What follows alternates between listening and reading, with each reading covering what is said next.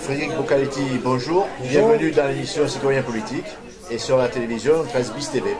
Bonjour. Donc dans cette émission, on demande à chaque candidat de présenter un objet à qui il était attaché, qui vous représente un peu. Vous avez amené quoi là?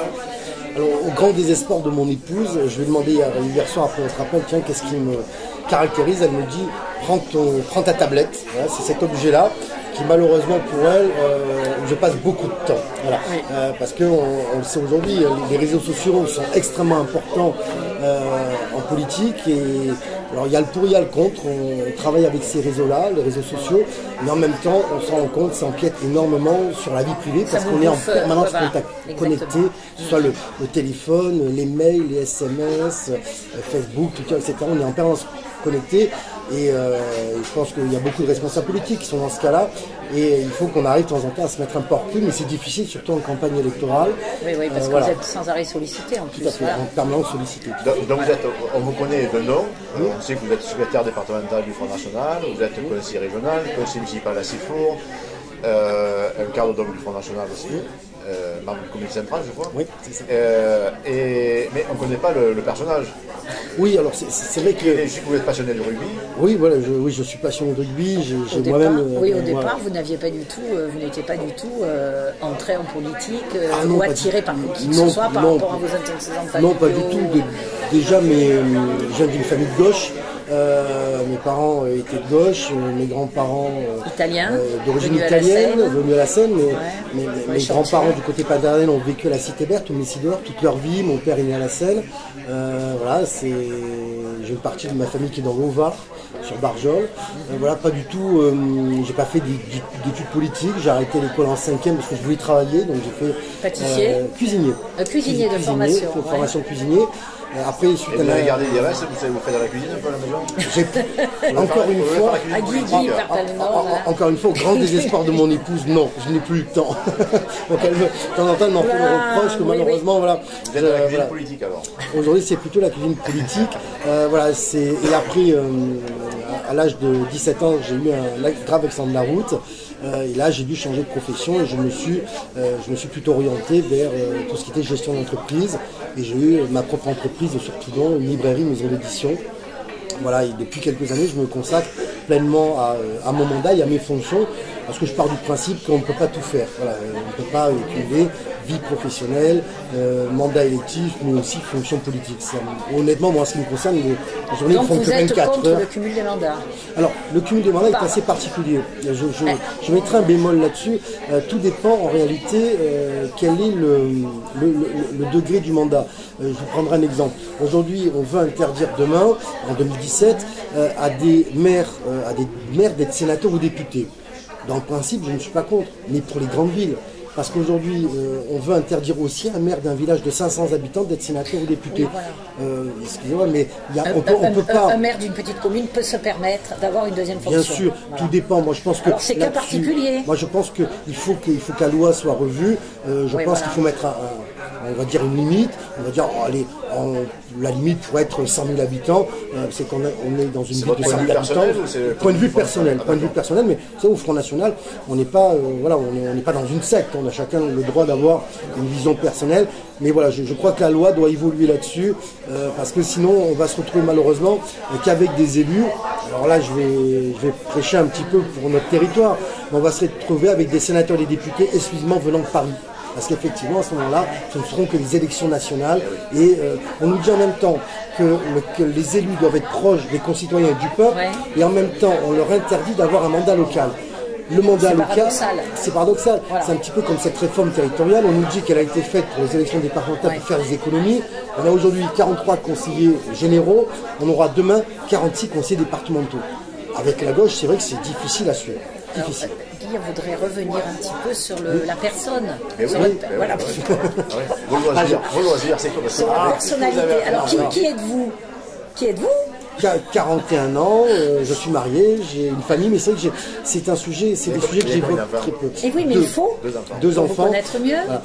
Mais je crois qu'on doit avoir entre la vie privée et la fonction publique avoir un petit peu de distance et ne pas tout mélanger, parce que sinon on arrive malheureusement à certains dérapages comme on a pu le voir. Alors, connaître à titre personnel, oui, mais je ne veux pas non plus, vous ne verrez jamais mes enfants en photo comme certains ont pu le faire. Oui, mais par exemple, vous aimez certains sports, ça j'adore le rugby, c'est pas vraiment personnel. Et plus particulièrement le RCT, parce que j'allais enfant avec mon père au stade Mayol, voilà, donc j'ai un petit peu moins le temps d'aller au stade, mais voilà, avec mes fonctions, mais dès que j'ai l'occasion, j'y vais. J'ai moi-même joué à hier. Il faudrait que le RCT c'est le grand frère. Après, s'il faut la Seine, on est voilà, tout à fait. On fournit le RCT. Tout à fait. Moi, je me rappelle à une certaine époque, quand je jouais à hier, mon entraîneur était Dédé Véran, voilà, donc qui est connu dans le milieu du rugby. On sait très bien que le RCT se fournissait à hier à Carqueiranne, à La Valette, à la Seine-sur-Mer. Voilà, moi j'ai un cousin qui jouait aussi à la Seine-sur-Mer. M. Bougela, il y avait sa maison d'édition déjà. Tout à fait, il avait. Voilà, on n'avait pas la même maison d'édition. Non, mais je veux dire, il avait créé. C'était l'époque. Il a créé dans les années 90. Voilà. Ce qui prouve que on peut réussir quand on est intégré, quand on s'intègre dans la communauté nationale. M. Boudjelal, malgré on va dire ses petites sorties, parce qu'il fait quand même un petit peu de politique, il fait des fois penser un petit peu à M. Tapi à une époque, voilà, sur ses sorties politiques, mais il est un exemple de réussite où voilà, il a travaillé, il a réussi à créer quelque chose. C'est un autodidacte, voilà, tout à fait. C'est un exemple c'est un exemple pour beaucoup. C'est un petit peu dommage que des fois il oublie justement. Des fois il dit oui, mais moi j'ai connu le Front National à Toulon en 95. Oui, c'était à l'époque où il a lancé sa société, où elle s'est justement développée. Comme quoi il n'y a pas eu à l'époque à Toulon de sectarisme vers cette personne, vers une certaine communauté. C'est quoi qui vous a amené au Front National? Alors est-ce qu'il y a un événement national qui vous a déclenché?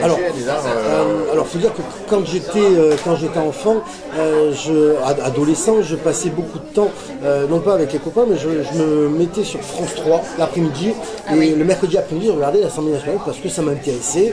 Et le pas a été franchi involontairement. J'étais en 94 responsable d'une association pour les travailleurs handicapés sur Hyères, où mes parents habitaient. Et c'était un an avant les élections municipales, et à ce moment-là, on devait rencontrer tous les candidats, et les responsables de l'association ne voulaient pas rencontrer le candidat du Front National. Et moi j'ai écouté, je trouve pas ça juste, il faut rencontrer tout le monde, comme vous le faites, il faut rencontrer tout le monde, il faut discuter. Et j'ai rencontré à ce moment-là une personne qui s'appelle Philippe de Borga, et le courant est tout de suite passé, je me suis tout de suite senti à l'aise et en phase avec ce qu'il défendait, voilà, et assez rapidement. Ça correspondait à vos idées. Ça correspondait à mes idées. Alors voilà, il n'y a pas eu de bourrage de crâne dans ma famille, je vous l'ai dit, voilà, on venait d'un horizon politique totalement différent. Parce qu'elle était de famille de gauche, tout à fait, d'une famille de gauche. Mon grand-père travaillait au chantier, certains de mes oncles aussi, voilà, bon, comme quoi. Et comment ils l'ont vécu Alors au début avec mes parents, ça a été, il faut être honnête, très difficile. Assez difficile, mais avec les années, ils ont eux aussi évolué, et aujourd'hui, ils votent pour le Front National. Donc comme quoi, voilà, on peut évoluer du moment où on le fait naturellement et sans arrière-pensée, sans carriérisme dans la tête. Voilà, toute évolution est totalement louable. On n'est pas obligé pendant toute sa vie de voter pour le même mouvement politique, pour avoir les mêmes idées. On évolue, d'ailleurs la société a évolué entre les années 90 et aujourd'hui, les problèmes ne sont plus les mêmes. Voilà, il y a une grosse évolution. Donc vous êtes à nouveau candidat donc, sur le secteur de Sifour, la Seine et Saint-Mandrier, c'est le canton qui a été rallongé, oui. Un redécoupage, mais vous n'avez jamais été élu, vous, tout seul? Non, tout à fait, j'ai été élu avec une liste. Voilà, à la région. Alors là, ce sera aussi une liste, puisque maintenant on va élire un homme et une femme, un binôme. Donc ce sera, on va dire, une mini-liste. Et c'est vrai que c'est j'ai été élu conseiller. C'est un petit peu plus compliqué.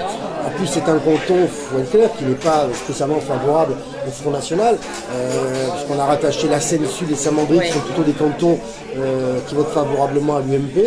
Donc c'est une campagne. Vous faites beaucoup aussi dans ces secteurs-là aussi. Voilà, donc on fait une grosse campagne, c'est vrai. Je crois qu'à la fin de la campagne, on aura distribué plus de 200 000 tracts sur le canton, ce qui est considérable. Mais voilà, on est motivé, on y croit et on part pour gagner. Hein. J'ai pas pour habitude de partir pour perdre. Qu'est-ce que ça vous fait réagir par rapport à l'actualité là Jean-Sébastien Malat, le maire de Sifour, député maire, déclare que pour défendre les Sifournais, donc il ne veut pas que le cinéma à la Seine se réalise. Pour vous, ça vous fait réagir? Moi, je vais être honnête avec vous sur ce sujet. Il y avait eu un engagement qui avait été pris entre les deux maires, celui de la Seine et celui de Sifour. L'engagement, c'était le maire de la Seine est favorable au projet du cinéma de Sifour et inversement, M. Galat devait rendre l'appareil. Moi, je fais partie d'une école où on n'a pas besoin de signer un engagement. Du moment où on a pris un engagement moral et qu'on s'est tapé dans la main, on doit respecter ce qui a été dit. Et c'est ce que je regrette, c'est qu'aujourd'hui, M. Galat a fait une promesse qui ne tient pas, mais en même temps, le connaissant, c'est pas étonnant pour moi. Moi, je crois que si la Seine veut son cinéma, eh bien, la ville de la Seine doit avoir son cinéma. Il n'y a pas de raison.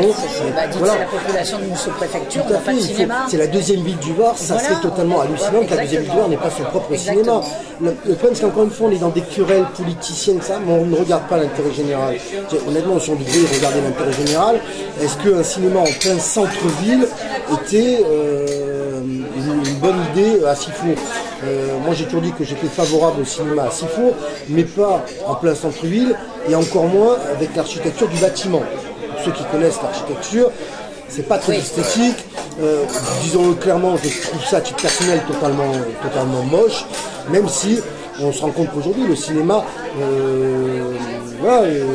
accueille du monde, ça fonctionne. Donc l'idée du cinéma était bonne, mais par contre, le lieu avec un nombre de... Et beaucoup d'enseignements viennent à Sifour. Voilà, tout à fait. Oui. Voilà, et moi je trouve que le cinéma était une bonne idée. Par contre, en plein centre-ville, je ne trouve pas pour un problème de stationnement, parce que nous avons beaucoup de problèmes de stationnement en plein centre-ville de Sifour, et aussi pour un principe d'architecture qui n'est pas très joli. Et je vous dis très clairement, si la Seine veut son cinéma, il pourra compter sur notre soutien. Il n'y a pas de raison que la Seine, les Sénois soient privés de leur cinéma parce que le maire de Sifour veut défendre le sien. Et chacun défend.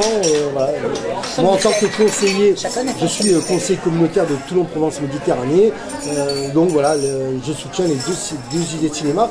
Et en même temps, eh bien, c'est celui qui aura la meilleure diffusion de films, la meilleure architecture, le meilleur accueil, etc., qui remportera en fin de compte un maximum d'adhésion. Alors, quelles seraient vos priorités? Quelles seraient vos priorités? Vous en avez 2 ou 3 priorités, 4 dans votre programme. Sur le programme, oui, on a tout d'abord, je voudrais dire, c'est que en ce qui nous concerne, pour le département du Var, et en tant que secrétaire départemental du Var, j'ai demandé aux candidats de faire une campagne départementale et non pas locale, parce qu'évidemment on se trompe d'élection. Quand certains élus viennent vous dire moi je veux pour ma ville faire ci, faire ça, ça c'était les élections municipales, c'était l'année dernière. Aujourd'hui c'est une campagne départementale. Il faut savoir qu'un conseil départemental votera des délibérations pour l'ensemble du département. Donc nous sommes obligés d'avoir une vision départementale et non pas locale. Et dans cette optique-là, il y a plusieurs sujets qui sont mis en avant par le Front National, et notamment le social, la solidarité. C'est d'ailleurs une prérogative extrêmement importante du département. Donc nous, en ce qui nous concerne, nous sommes favorables pour aider nos concitoyens en difficulté, mais par contre, il est important et urgent d'arrêter l'assistanat. On se rend compte que malheureusement dans le département du Var, mais c'est pas que le département du Var, c'est beaucoup de départements, il y a un assistanat qui est mis en place notamment avec le RSA, et là il faut couper court. Il y a eu une forte progression de bénéficiaires du RSA. J'ai rencontré il n'y a pas très longtemps du personnel du conseil général qui m'expliquait qu'il y avait des bénéficiaires du RSA depuis 8, 9 ou 10 ans, ce qui est un véritable scandale, parce que le RSA normalement c'est une aide qui est donnée ponctuellement pour aider une personne pour sortir d'une période difficile. Et le conseil général, et c'est provisoire, le conseil général doit obligatoirement mettre en place une orientation professionnelle et une formation, avec pourquoi pas d'ailleurs l'aide de la région et des communes. Et on voit que malheureusement c'est un échec, puisque dans le département du Var, il faut savoir que seulement 9,5% des bénéficiaires du RSA sont sortis de ce système et sont retournés vers l'emploi. Là, il y a un véritable échec, et c'est là où il faut qu'impérativement, il y a un gros travail qui doit être mis en place pour sortir nos concitoyens. C'est-à-dire des contrôles, c'est-à-dire... Des contrôles, voilà, et ça aussi avec la CAF et avec les communes, parce que les communes doivent aussi s'impliquer. Parce qu'il faut savoir qu'une aide qui est donnée injustement à quelqu'un, en réalité, c'est avec votre argent, c'est avec l'argent des personnes qui vous écoutent. Justement, c'est quoi? Eh bien, c'est les gens qui, exemple, fausse domiciliation, revenus non déclarés, travail au noir, il y a 3 éléments. Fausse attestation d'hébergement, etc. Voilà. Là, il y en a assez. Et le problème, c'est que malheureusement, du coup, les gens font un amalgame. Et disent, ah, bénéficiaires du RSA, profiteurs. Non, il y a des bénéficiaires du RSA qui méritent cette aide et ce soutien de la collectivité, parce que c'est quand même ce qui fonde de notre société, c'est d'aider nos concitoyens en difficulté. Par contre, on doit être intransigeant avec ceux qui profitent du système. Intransigeant. Et surtout aussi donner une autre vision aux bénéficiaires du RSA qui est de retour à l'emploi. Et en plus, grâce à ces économies que nous pourrons faire sur la solidarité, nous pourrons notamment venir en aide à nos personnes âgées avec pourquoi pas l'augmentation de l'APA. Parce que là aussi, peut être redistribué à des... Faire des économies et en même temps redistribuer, parce que là aussi c'est un des grands sujets que nous développons, c'est aussi faire des économies. Nous avons aujourd'hui une dette dans le département qui s'élève à 764 millions d'euros pour un budget de 1,2 milliard. Il faut diminuer cet endettement. Alors, je ne dis pas qu'il faut supprimer tout endettement. L'endettement, notamment pour les infrastructures, etc., sont nécessaires. Mais il faut le diminuer impérativement parce qu'il faut une stabilité financière. On sait que les dotations globales de fonctionnement de l'État diminuent d'année après année. Et donc, nous devons être prudents et diminuer. Malheureusement, avec la gestion UMP, l'endettement s'est creusé depuis 2007. Donc, c'est votre priorité, ça. Voilà. Ça, c'est vraiment aussi l'une des priorités avec la solidarité. Vous ne pensez pas que le secteur sud de l'Ouest-Bar n'a pas été un peu oublié par rapport au Conseil général? Je pense que malheureusement, dans ce cadre-là, il y en a qui n'ont... Alors, je ne vais pas attaquer les uns ou les autres, mais je pense qu'ils auraient pu mieux faire. Et aujourd'hui, on voit les sortants venir nous expliquer que le Front National n'a pas de projet. Moi, j'appelle quand même les électeurs à se rappeler que depuis le mois de janvier, nous avons distribué des dizaines et des dizaines de milliers de tracts sur la solidarité, sur l'endettement, sur l'environnement, sur la défense de la ruralité, sur beaucoup de prérogatives du Conseil général. Et aujourd'hui, le seul programme de l'UMP et des sortants, c'est combattre le Front National. On peut le voir aujourd'hui dans la presse locale. Moi, je pense qu'honnêtement, ceux qui aujourd'hui viennent nous expliquer qu'ils feront demain tout cela, moi, je leur demande quand même pourquoi ils n'ont pas fait lors de précédents mandats et pourquoi l'UMP ne le fait pas depuis 30 ans. Parce qu'il faut quand même se rappeler que l'UMP gère le département depuis 30 ans. Donc, il faut bousculer tout ça, non? Je pense qu'il est temps de passer un grand coup de balai. Alors, juste pour terminer, vous avez des relations, je suppose, avec Marine Le Pen. Oui, bien sûr. Bien sûr. Je dépends directement d'ailleurs de Marine Le Pen en tant que secrétaire départementale. Dont elle vient régulièrement et vous êtes en contact direct avec elle. Oui, je suis en contact direct avec elle, comme avec le secrétaire général Nicolas B ou Jean-Marie Le Pen, ou avec Marion Maréchal Le Pen d'ailleurs que nous accueillons aujourd'hui au Luc. Et nous accueillerons d'ailleurs Marine Le Pen dans notre canton, à la ville de Sifour, sur la ville de Sifour, la salle Malraux, le lundi 16 mars à 19h pour une grande réunion publique départementale. Voilà. Pour vous, la citoyenneté, ça veut dire quoi? La citoyenneté, ça veut dire pour moi qu'on doit s'impliquer. On peut s'impliquer en politique, on peut s'impliquer dans des associations. Il y en a beaucoup qui viennent en aide à nos concitoyens. Il faut impérativement que nos concitoyens qui sont, on va dire, les plus privilégiés, entre guillemets, parce qu'aujourd'hui, qu'est-ce que c'est que privilégié? Mais quand on a un emploi, quand on arrive à régler ses factures, on peut se considérer malheureusement comme privilégié aujourd'hui. Et il faut que nos concitoyens viennent aider ceux qui sont en difficulté. Ça peut être par l'intermédiaire de ce que vous faites aussi, parce que faire de la pédagogie auprès des électeurs, c'est important. Ça peut être en politique, ça peut être auprès d'associations comme le Secours catholique, comme les Restos du Cœur. Il faut venir aider nos concitoyens en difficulté. C'est le fondement de notre société, c'est d'aider nos concitoyens, voilà, ceux qui subissent de plein fouet malheureusement la crise, ceux qui auront un accident de la vie, parce que, rappelons-le, ça peut arriver à tout le monde. Personne n'est à l'abri dans sa famille. S'intéresser à ceux qui n'ont pas. Tout à fait, s'intéresser à ceux qui n'ont pas, pour moi ça me paraît important et c'est ce qui fait la citoyenneté. Voilà. D'accord. Merci. Merci beaucoup. D'être venu. Merci à vous. Au revoir. Au revoir.